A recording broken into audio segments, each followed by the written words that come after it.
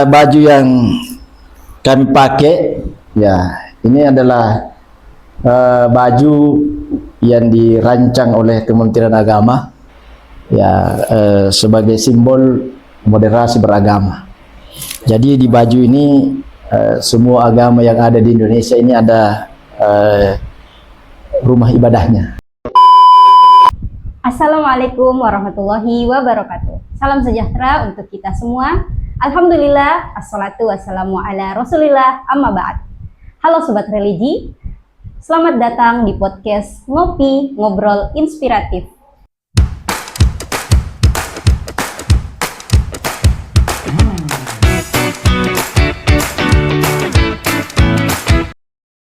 Senang sekali saya Hajratul Aswa akan menemani Sobat Religi semua untuk ngobrol-ngobrol tentang moderasi beragama.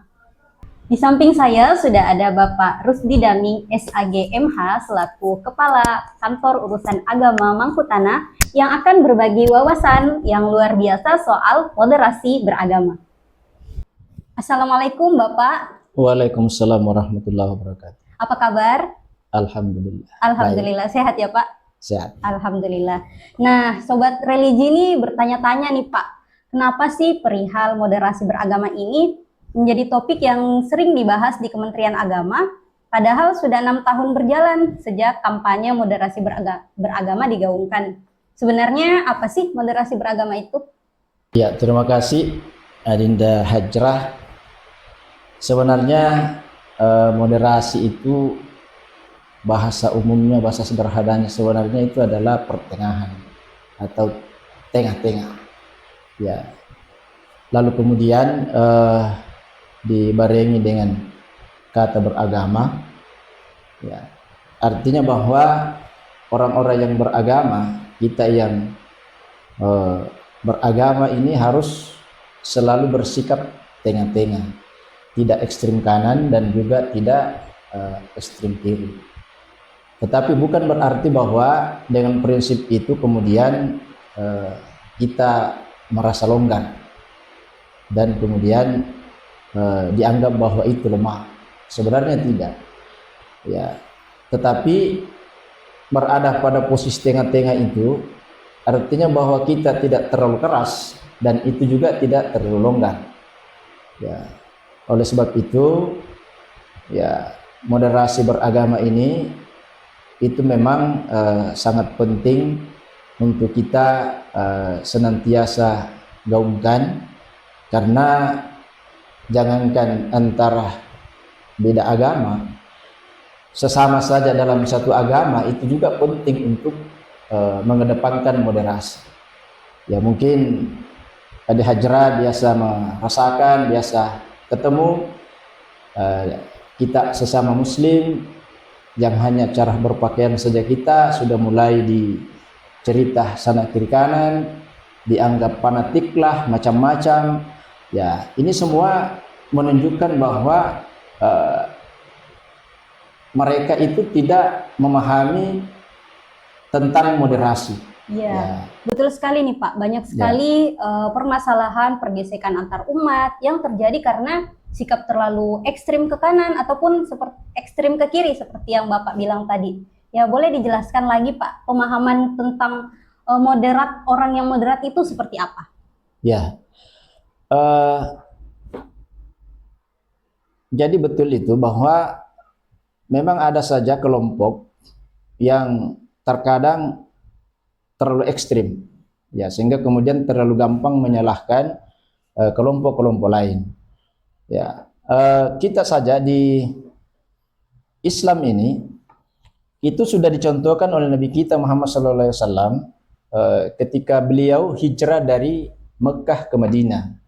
Lalu kemudian para muhajirin dan ansar pada saat itu mereka hidup membaur.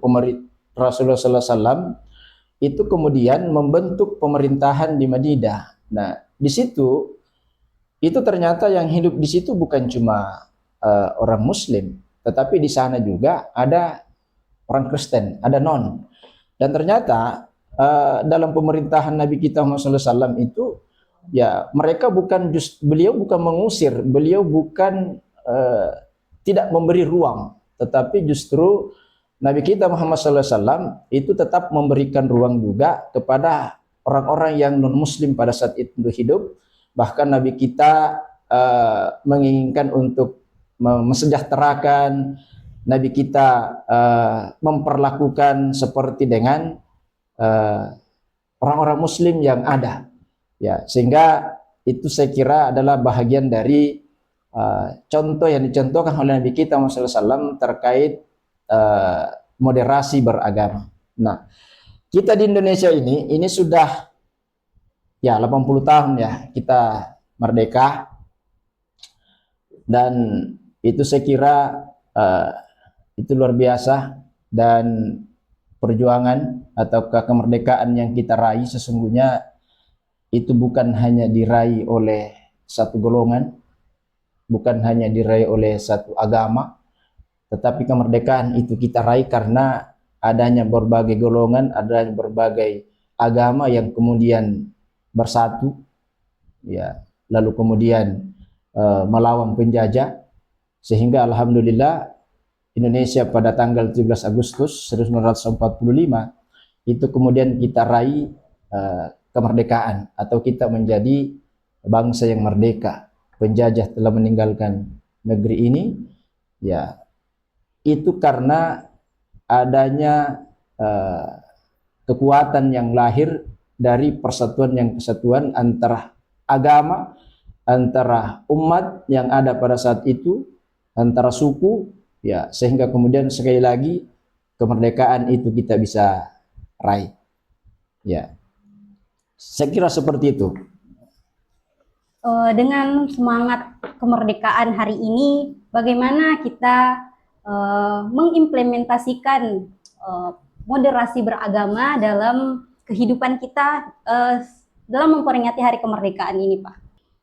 Ya, jadi seperti yang saya sampaikan tadi bahwa kemerdekaan yang kita raih ini bukan semesta-mata itu karena dilakukan oleh satu agama atau satu golongan, tetapi itu karena adanya persatuan, adanya kekuatan yang lahir dari rakyat, dari masyarakat pada saat itu.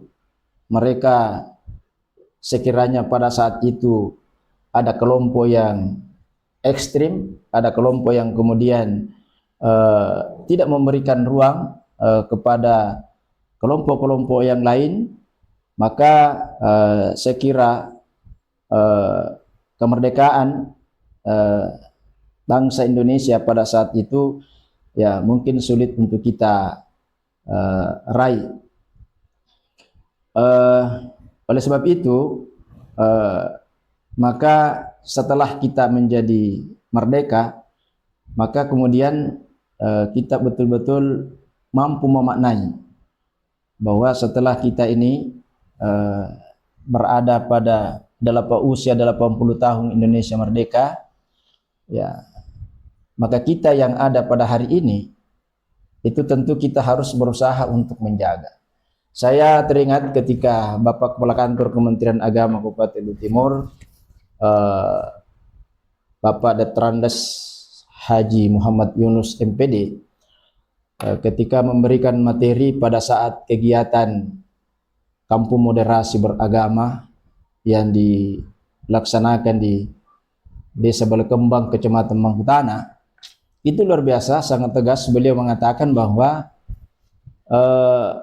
jangankan kita ini ikut berperang, melihat saja secara langsung orang berperang itu kan kita tidak lihat. Oleh sebab itu, ya, agar kemerdekaan kita ini bisa berkesinambungan, bisa tetap utuh, kokoh, maka kita yang tidak ikut berperang, maka tugas kita selanjutnya adalah bagaimana memelihara. Bagaimana kemudian kita menjaga kemerdekaan itu. Betul. Ya, pengorbanan kita mungkin ya termasuk pengorbanan mungkin dari sisi waktu, kemudian dari sisi bagaimana kita saling menjaga antara satu yang lain. Mungkin kita juga di situ ada pengorbanan perasaan, karena mungkin ada kelompok-kelompok lain yang mungkin melakukan sesuatu mengatakan sesuatu yang mungkin menyinggung perasaan kita, tetapi sebagai bangsa, sebagai rakyat yang paham betul terkait perjuangan para pendahulunya, maka kemudian tidak bisa mudah terpancing dengan itu, yang akhirnya menyebabkan sehingga kemerdekaan ini tidak bisa memberikan makna yang sesungguhnya kepada masyarakat. Ya, dan itu relevan dengan apa yang pernah disampaikan oleh Pak Prof Men, Bapak Menteri Agama kita, Pak Prof Nasaruddin Umar. Beliau mengatakan begini, secara lahiriah, ya, alhamdulillah bangsa ini sudah merdeka. Tetapi yang terpenting adalah bagaimana kita juga mampu kemudian memerdekakan batin kita. Nah, ini yang penting, Adinda Hajra, bahwa yang penting itu adalah batin ini juga harus merdeka. Nah, kalau ada kebencian, ya sedikit-sedikit tersinggung, sedikit-sedikit benci, salah, maka itu membuat batin kita tidak merdeka.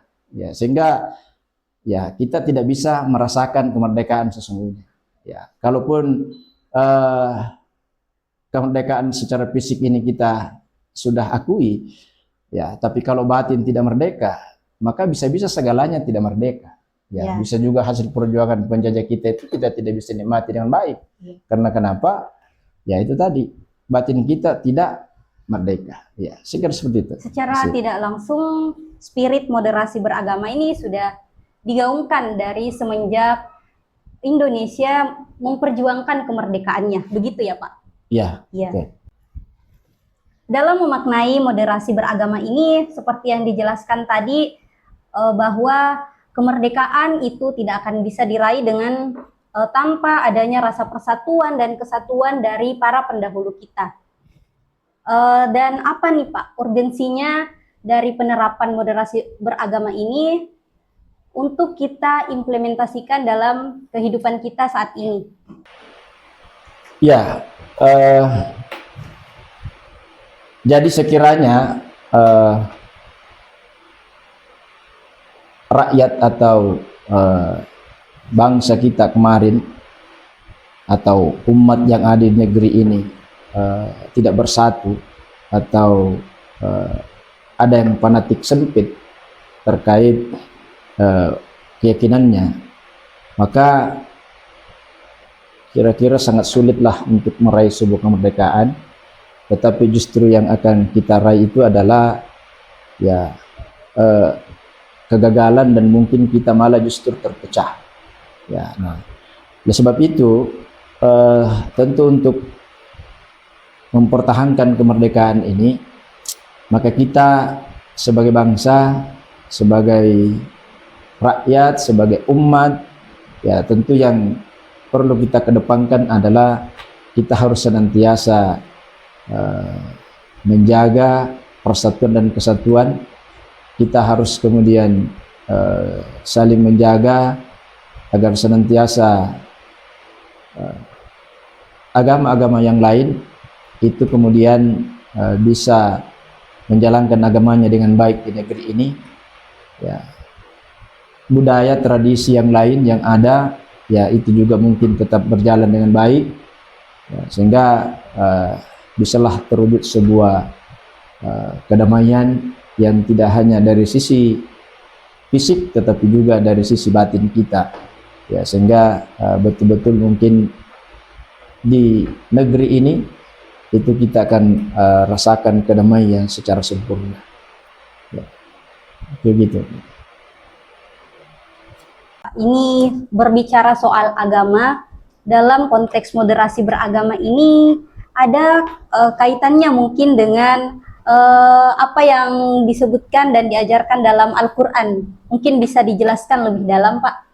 Saya kira agama kita, khususnya kita di Islam, itu jelas. Di dalam Al-Quran ada tentu banyak dasarnya. Ya, sederhananya begini, semua ayat yang berkaitan dengan persatuan dan persaudaraan, termasuk kedamaian, itu menurut hemat saya itu adalah ajakan untuk moderasi beragama, moderasi. Ya, karena tujuannya ke sana kan itu. Bagaimana negeri ini bisa menjadi aman, bagaimana bisa menjadi damai. Ya, nah, dalil-dalil dalam Al-Quran yang membicarakan tentang itu, maka itu adalah hemat saya itu adalah dasar daripada perintah Allah untuk senantiasa mengedepankan moderasi. Ya. Innamal mu'minu ikhwah itu juga adalah bahagian dari kita diminta untuk selalu bersaudara, bukan cuma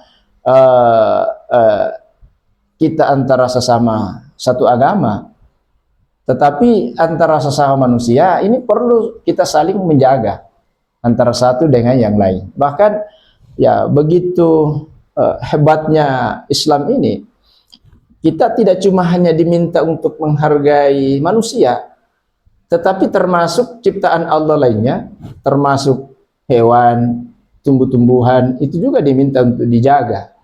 Ya, tidak boleh juga seenaknya kita ya mengatakan bahwa ya ini ya tidak seperti dengan manusia, tidak ada perasaannya.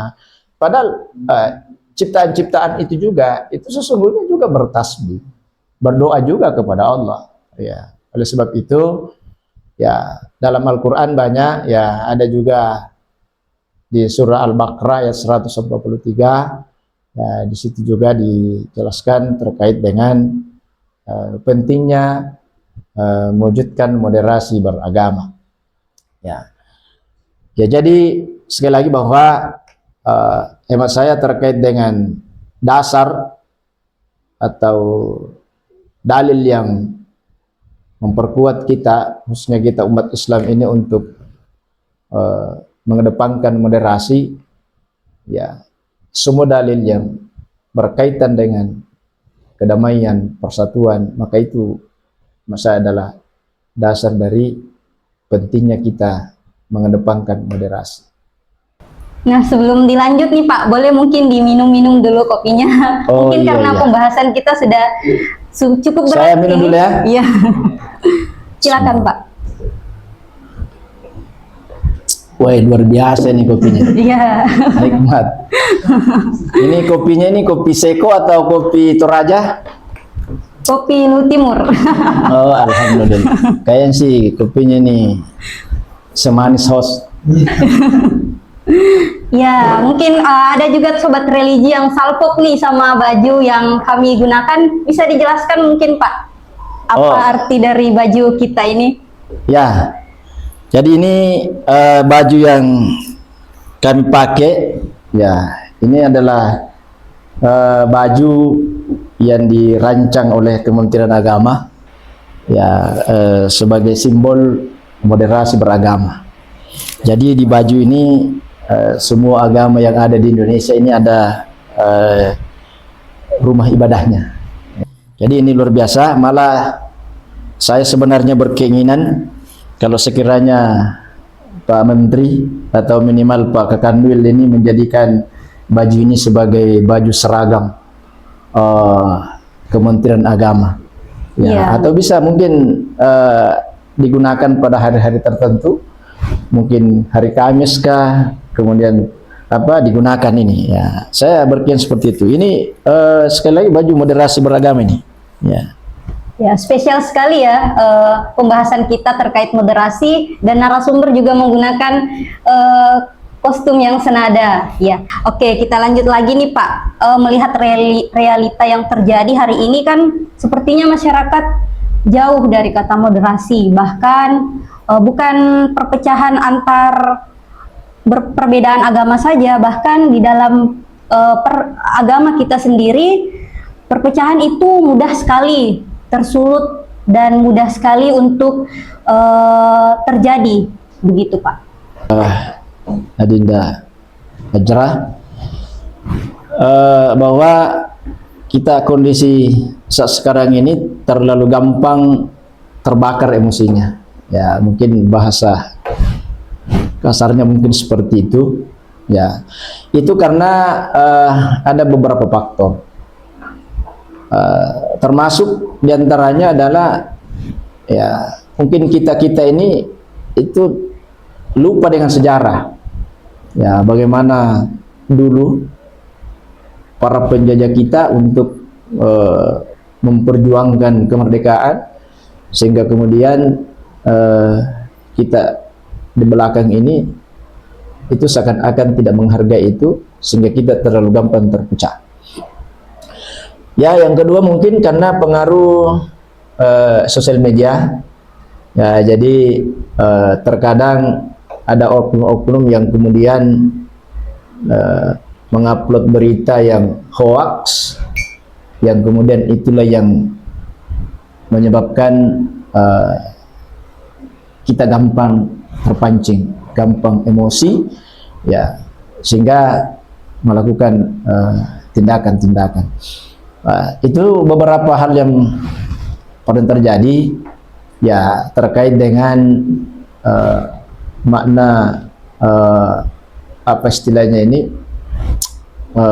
mencederai agama orang lain, ya, itu kan mungkin apalagi namanya, ya, bisa saja itu hanya sekedar ngobrol-ngobrol biasa, tetapi karena pada saat itu, ya, ada yang tidak terima, lalu kemudian dia upload, dia besar-besarkan, dia komentar dengan komentar yang tidak seperti itu, hanya memang ingin memancing, ya, emosi saja, ya, sehingga kemudian, ya, emosi orang-orang yang melihat, membaca itu terpancing, ya, apatah lagi kalau yang disinggung itu adalah persoalan keyakinan orang, persoalan agama, ya, penistaan kan, ya.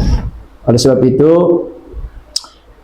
tentu sebagai mungkin harapan kita, bagi kita ini penerus bangsa, ya, marilah kita kemudian banyak-banyak melihat sejarah, ya, marilah kemudian kita bersosial media yang bijak, jangan kemudian kita seenaknya untuk mengupload hal-hal yang berbau sarah, berbau agama, karena itu bisa memancing, ya, emosi kelompok-kelompok tertentu yang akhirnya nanti menyebabkan terjadinya kekacauan, terjadinya adu domba dan lain sebagainya.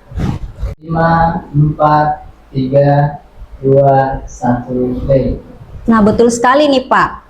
Untuk menjadi pribadi yang moderat itu kita tentunya butuh ilmu, butuh literasi, berguru pada orang yang terpercaya, yang sehingga menjadikan kita itu wawasannya luas dan tidak terkotak-kotakan pada satu keadaan yang dipercaya dan akhirnya menjadi seorang yang fanatik seperti itu. Ya, betul. Ya, memang terkadang kita biasa temukan orang-orang tertentu atau oknum itu terkadang dia banyak melakukan sesuatu atau mengatakan sesuatu, sementara yang dia katakan itu dia tidak pahami secara mendalam, ya, termasuk dalam persoalan agama, ya. Makanya kenapa penting kita harus belajar, ya, kenapa penting kita harus berguru kepada orang-orang yang lebih memahami, ya, agar nanti kita bisa lebih bijak lah dalam menyampaikan persoalan agama ini, ya, karena agama itu kan tidak mesti kita hanya memaknai secara letter-lead, tetapi itu perlu kajian-kajian secara mendalam, sehingga kemudian ketika kita sampaikan, ya, orang tidak tersinggung, orang tidak merasa diabaikan, orang tidak merasa lecehkan dan lain sebagainya. Saya pernah mendapatkan hal seperti itu terkait ayat inna dina indallahi Islam. Nah, sesungguhnya agama yang paling mulia itu adalah agama Islam. Nah, kebetulan pada saat itu ada seorang ustadz yang kemudian menyampaikan ceramah dan membahas terkait ini di masjid, yang kebetulan di masjid itu di sekitarnya itu ada saudara-saudara kita dari agama lain. Sehingga pada saat itu mereka berkesimpulan bahwa oh, ternyata agama kita ini tidak benar. Ya, agama kita ini salah, yang agamanya hanya agama mereka yang benar. Ya, nah, ini hal-hal yang seperti ini memang kita harus selektif melihat. Ya, padahal oke lah, dalam persoalan keyakinan kita sebagai umat Islam itu pasti bahwa tidak ada agama yang paling benar kecuali agama kita. Ya, agama orang lain itu semua salah. Ya, itu kan dari sisi keyakinan. Dan tidak menutup kemungkinan ya saudara kita yang lain di agama lain juga itu mungkin juga punya dasar, punya dalil juga yang kemudian mengatakan bahwa yang paling benar itu adalah agamanya. Ya, karena tujuan itu apa? Untuk menanamkan keyakinan kita terhadap agama kita agar kita tidak ragu-ragu. Ya, tidak ragu-ragu di dalam menganut sebuah agama. Nah, kalau kita misalnya mengatakan, sudahlah agamamu dengan agama itu sama saja, ya makanya itulah yang kemudian menyebabkan nanti kacau balau dalam persoalan keyakinan. Tetapi bicara tentang Indonesia, bicara tentang moderasi, bicara tentang kemajemukan, ya tentu persoalan ini tidak boleh diangkat. Ya, tidak boleh diangkat. Makanya memang perlu kita memahami lebih dalam terkait persoalan prinsip dan moderasi. Ya, tadi persoalan agama yang paling benar adalah agama Islam itu adalah prinsip, tidak bisa dikore-kore itu. Ya, lalu dalam konteks demokrasi, ya tentu tidak juga kemudian tidak mengakui keberadaan agama orang lain. Ya, tetap kita akui bahwa ia ada dan dia beragama. Ya. Adapun persoalan keyakinannya benar atau salah, ya itu di ranahnya mereka. Ya, tetapi tidak berarti bahwa keberadaannya di negeri ini, keberadaannya di sekitar kita harus musuhi. Ya, tidak bisa, tidak boleh, karena kita ini adalah negara demokrasi yang senantiasa menjunjung tinggi toleransi, menjunjung tinggi moderasi beragama. Kita harus memberikan peluang, dan itu juga sudah jauh-jauh sebelumnya sudah diatur oleh Undang-Undang Dasar kita, ya di pasal 29 ayat 2, ya di situ kita diberikan kebebasan untuk menganut agama, kemudian menjalankan agama kita sesuai kepercayaan masing-masing. Ya, jadi sekali lagi Ninda Hajra bahwa kita harus mampu, ini yang mungkin perlu ditanamkan, perlu dimasifkan ke generasi kita, bahwa kita harus mampu membedakan antara prinsip dengan moderasi. Nah, moderasi ini bukannya moderasi adalah agama, tetapi pemahaman. Ya, jangan sampai hidup di negeri yang kita cintai ini ada pemahaman yang hanya menganggap bahwa hanya dirinya yang benar, hanya dirinya yang boleh hidup di negeri ini, yang lain harus menyingkir. Nah, itu keliru. Ya, itu tidak sesuai dengan dasar negara kita, dan itu akan menjadi semua penyebab sehingga kemudian tidak terwujud kebersamaan di negeri ini. Ya. Ya, betul. Jadi moderasi artinya adalah mempertahankan prinsip tapi tetap menjunjung tinggi kepercayaan dan agama orang lain, ya Pak? Ya, jadi moderasi itu tidak berarti bahwa kita tidak mengakui keberadaan agama orang lain. Tetap kita mengakui keberadaannya dan diberikan peluang, kesempatan untuk berkreasi, menjalankan agamanya sesuai keyakinannya. Ya, tidak boleh kemudian kita ada semena-mena untuk menghalangi mereka untuk melakukan ajaran agamanya. Ya, begitu juga sebaliknya. Ya, kita juga mungkin di Muslim, ya ketika saat melakukan ajaran agama kita, ya mereka juga tidak boleh. Ya, nah ini juga memang penting antara sesama beragama ini, sesama penganut agama itu juga memang harus betul-betul juga memahami kondisi di sekitar. Kalau misalnya kita berada di tengah-tengah mayoritas, ya maka tentu ya kita juga harus mampu membawa diri. Jangan mentang-mentang mungkin kita berada pada kondisi yang minoritas, lalu kemudian kita seenaknya melakukan kegiatan agama yang bisa mengganggu ketenangan orang, ya.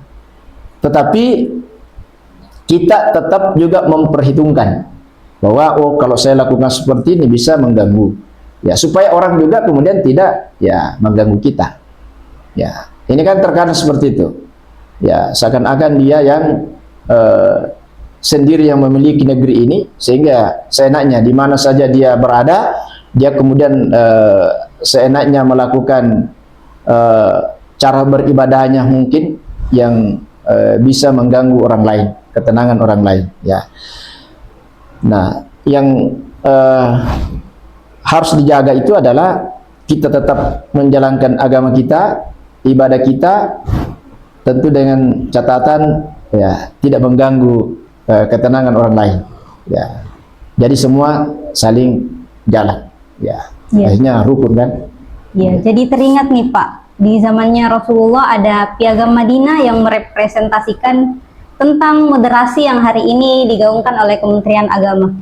Ya, ya, jadi betul. Itu seperti tadi saya katakan di awal, bahwa ketika Rasulullah SAW itu sampai di Madinah, ya, itu ternyata di sana itu yang hidup bukan cuma orang Muslim, tetapi ada juga agama lain. Dan kemudian ya, Rasulullah tetap mengakomodir dalam pemerintahannya, maksudnya berkeinginan untuk mensejahterakan mereka, melindungi mereka, mengayomi, ya, tidak kemudian mengusir.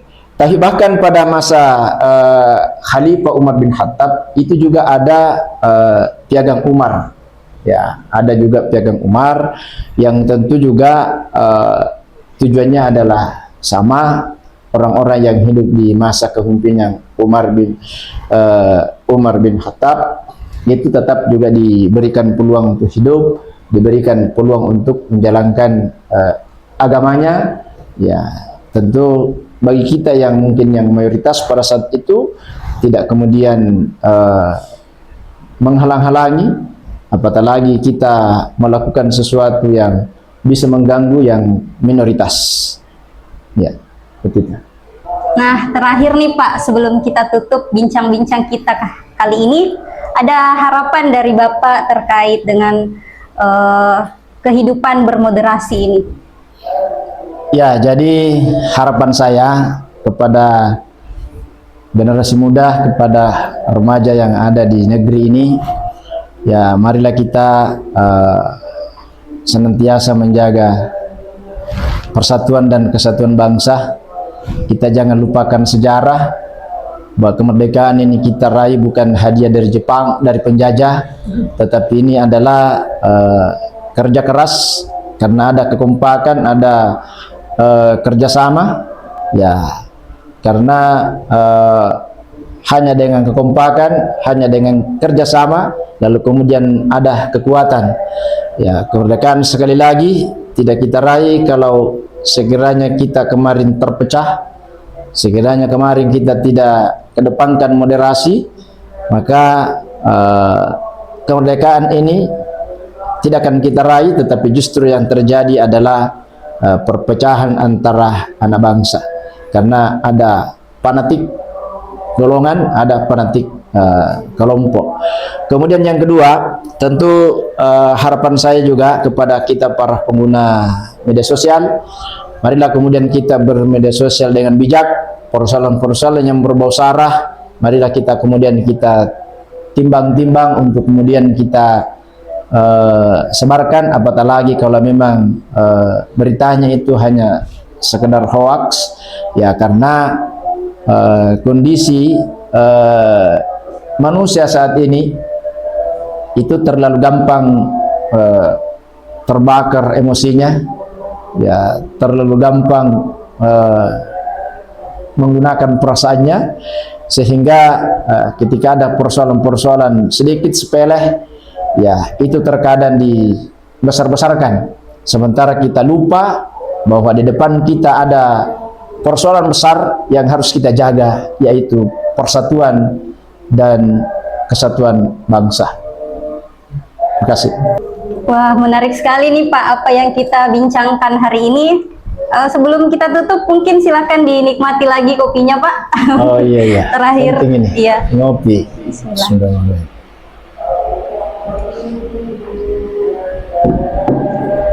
Nikmat. Hari ini dari pembahasan Bapak, saya itu belajar bahwa moderasi itu bukan jalan untuk berpecah. Moderasi itu justru adalah kekuatan. Dan semua agama mengajarkan tentang moderasi. Moderasi itu adalah bagaimana sikap kita untuk bersikap dengan seimbang sehingga lahir masyarakat yang kuat, cerdas, dan bisa menjadi rahmat bagi semesta. Karena agama bukan untuk saling membenci, tapi untuk saling memahami. Demikian obrolan kita tentang moderasi beragama ini. Terima kasih banyak Pak atas kesempatannya bisa hadir pada ngopi kita kali ini, ngobrol inspiratif kita. Semoga Sobat Religi semua bisa mengambil ilmu dan pelajaran tentang bincang-bincang kita hari ini. Saya pamit undur diri, sampai jumpa di episode-episode menarik lainnya di Ngopi Ngobrol Inspiratif. Wassalamualaikum warahmatullahi wabarakatuh.